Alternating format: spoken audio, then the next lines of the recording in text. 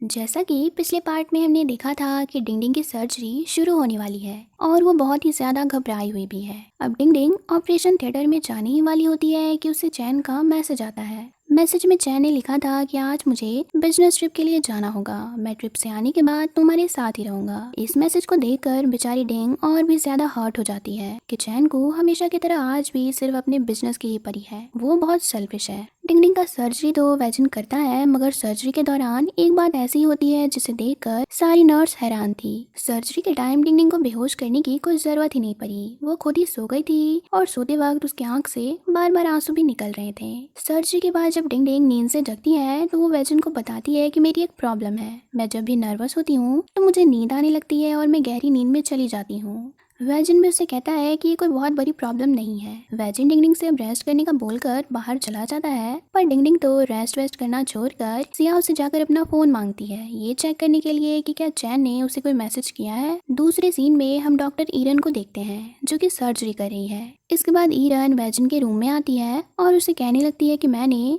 आज तुम्हारी record break कर दिया है, मेरा आज का ऑपरेशन सिर्फ 1 आवर 52 मिनट्स में ही कंप्लीट हो गया है। वैजन भी उसे रिप्लाई में कहता है कि मैं सर्जरी रिकॉर्ड्स बनाने के लिए नहीं करता हूँ, ये मेरी आदत नहीं है। ईरन वैजन की फ्रेंड है और वो बहुत दिनों से वैजन को लाइक भी करती है। ईरन अब दोबारा से वैजन को छेड़ते हुए पूछती है कि मैंने सुना है कि आज तुमने एक फिब्रोमा की सर्जरी करने में 52 मिनट्स लगा दिया है, आखिर बात क्या है? क्या पेशेंट पे तुम्हारा दिल आ गया था? वैजन तो ईरन को कुछ कहने के बजाय उसकी बात को इग्नोर करके सीधे यहाँ से चला जाता है। डिंग अक्सर ही अपनी बनाई हुई टॉयज को सेल किया करती है, तो इस बार उसे एक बहुत ही बड़ा ऑर्डर मिला है टॉयज बनाने का, और क्योंकि सर्जरी के कारण वो ऑर्डर को डिलीवर करने में थोड़ी लेट हो जाएगी तो वो अपने कस्टमर को भी ये बात बता रही है। साथ ही अब डिंग डिसाइड करती है कि उसने अपनी जॉब तो छोड़ दी है, तो अब से वो अपनी टॉयज की बिजनेस को ही और ज्यादा इनहेंस करेगी। नेक्स्ट मॉर्निंग वैजिन अपनी छोटी बहन जुआन को लेने के लिए आता है। जुआन तो बहुत दिनों से स्कूल जाना वाना छोड़कर यहाँ रैन के अपार्टमेंट में छुपी हुई है। रैन वैजिन का बचपन का दोस्त है और जुआन बचपन से ही रैन को दिल ही दिल में लाइक भी करती है,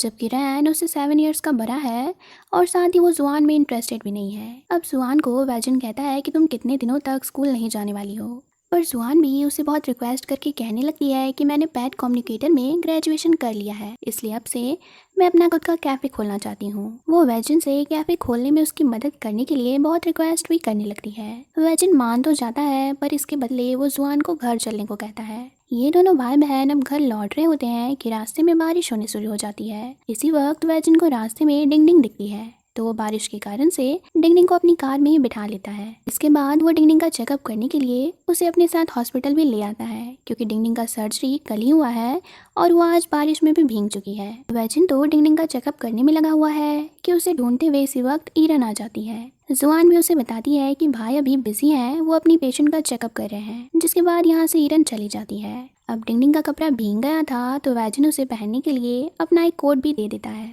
लेकिन डिंग को इस कोट में ईरन भी देख लेती है और उसके माइंड में चलने लगता है कि आखिर वैजन का कोट इस लड़की ने क्यों पहना है। जुआन तो वैजन को देखकर सरप्राइज हो गई है, क्योंकि पहली बार वैजन ने किसी लड़की की इतनी परवाह की है। जुआन समझ रही होती है कि जरूर डिंग के लिए वैजन के मन में फीलिंग्स हैं, पर वैजन से पूछने पे वो साफ साफ इनकार कर देता है, ये कहकर कि वो बस मेरी एक पेशेंट है, इसलिए मैं उसकी केयर कर रहा हूँ। डिंग घर पे होती है तो उसे एक बड़ा सा पार्सल आता है। वो खोलकर देखती है तो उसमें वही वेडिंग की ड्रेस होती है जिसे जियाओ ने उसके लिए खरीदा था। ड्रेस को देखते ही डिंग बहुत इमोशनल हो जाती है, क्योंकि जिस इंसान से शादी करने के लिए उसने इस ड्रेस को लिया था वो तो डिंग से प्यार तक नहीं करता है।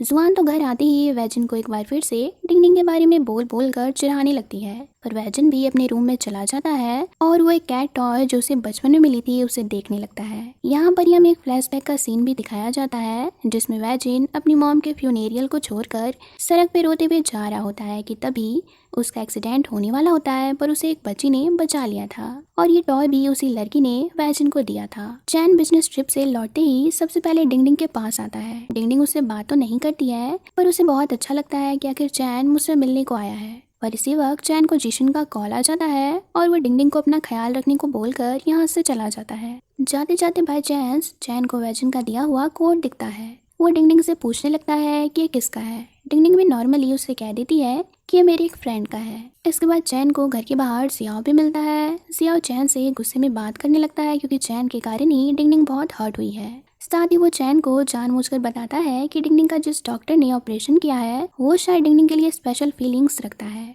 हॉस्पिटल में तो वो डिंगडिंग का ख्याल भी रख रहा था। ये सुनकर चैन को थोड़ी जेलसी होती है और वो यहाँ से गुस्से में चला जाता है। इसके बाद वैजिन अपने फ्रेंड रैन के कहने पे एक रेस्टोरेंट आता है। रैन ने आज वैजिन को अपनी गर्लफ्रेंड की एक फ्रेंड से मिलवाने को यहाँ बुलाया है। वैजिन को तो किसी भी लड़की से मिलने में या किसी से बात करने में कोई भी इंटरेस्ट नहीं है, और क्योंकि रैन ने उसे यहाँ झूठ कहकर बुला लिया है तो वो भी रैन से बदला लेने के लिए बहुत महंगे महंगे डिश ऑर्डर कर देता है और रैन के सारे पैसे खर्च करवा देता है। इसी वक्त वैजिन वॉशरूम जा रहा होता है कि उसे यहाँ पर डिंगडिंग मिल जाती है, वो भी अपने पेरेंट्स और सियाओं के साथ। डिंगडिंग के पेरेंट्स को तो जैसे ही मालूम चलता है कि वैजिन ही डिंगडिंग का डॉक्टर है तो वो लोग वैजिन से बातें करने में लग जाते हैं। वैजिन को भी डिंगडिंग के पेरेंट्स से मिलकर बहुत अच्छा लग रहा होता है, पर डिंगडिंग ये सोचती है कि शायद मेरे पेरेंट्स डॉक्टर वैजिन को परेशान कर रहे हैं। डिंगडिंग के पेरेंट्स अब रात को भी डिंगडिंग को वीडियो कॉल करके वैजिन को डेट करने की एडवाइस देने लगते हैं। डिंगडिंग उन्हें बोलती भी है कि मेरा अभी अभी ब्रेकअप हुआ है, मैं किसी और के साथ रिलेशन कैसे बना पाऊंगी। तो इस पे उसकी मॉम कहने लगती है कि किसी को भूलने का सबसे बेस्ट तरीका ये है कि तुम किसी दूसरे के साथ रिलेशन बना लो। चैन को भी पता चलता है कि एनिवर्सरी पार्टी में डिंगडिंग को एक मिसअंडरस्टैंडिंग हो गई थी। उसने ये सोच लिया था कि पार्टी में मैं उससे शादी के लिए प्रपोज करूंगा, इसलिए ये बात जीशन को भी बताता है और जीशन की हेल्प लेकर वो डिंगडिंग को एक रेस्टोरेंट में बुला लेता है और यहीं पर सबके सामने उसे शादी के लिए प्रपोज कर देता है। मगर डिंगडिंग इस बार उसके प्रपोजल को रिजेक्ट कर देती है। चैन तो उसे रिजेक्शन का रीजन पूछने लगता है तो वो बोलती है कि तुम कितना भी मुझसे प्यार करना चाहो, पर सच तो ये है कि तुम आज भी जीशन को भूल नहीं पाए हो। चैन और जीशन दोनों ही डिंगडिंग से कहने लगते हैं कि तुम गलत समझ रही हो, हमारे बीच अब प्यार नहीं रहा, हम बस अच्छे दोस्त हैं। पर डिंगडिंग इन दोनों की कोई भी बात नहीं सुनती है और यहाँ से रोते रोते जाने लगती है।